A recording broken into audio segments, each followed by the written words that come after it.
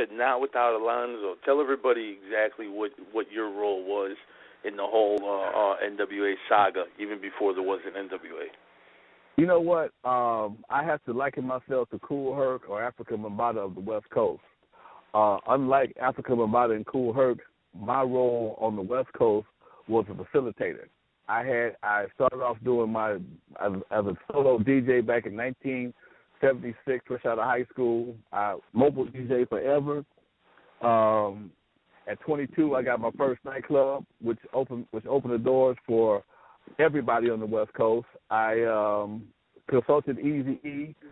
I built the studio at my home. Dre had access to my studio 24/7. I signed him to his first record deal. Like I said before, I consulted Eazy-E on his first record deal. I introduced Eazy-E to Jerry Heller.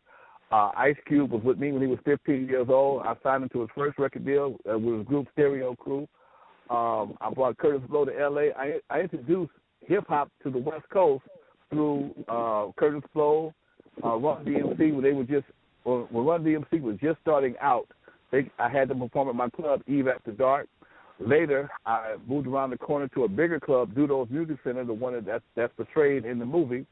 And Greg Mack and I brought everybody to the West Coast. LL Cool J, Soul Sonic Force, everybody. At that time, hip hop was not the focal point of entertainment. So a lot of the acts we had come to Dudo's was like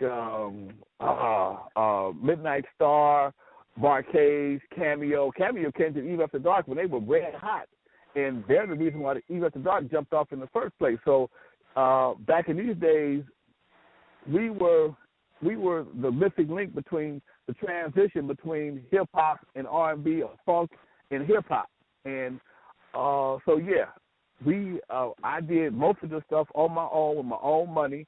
And when it came around to try to get into the record business, I knocked on every door trying to get a record deal. Nobody wanted to give me a record deal. And one of my attorney friends, Curtis Shaw, says, "Hey, man, do it yourself. It ain't that hard." And being the kind of cat that I am, hey, I said, I'm going to give it a shot. And I did.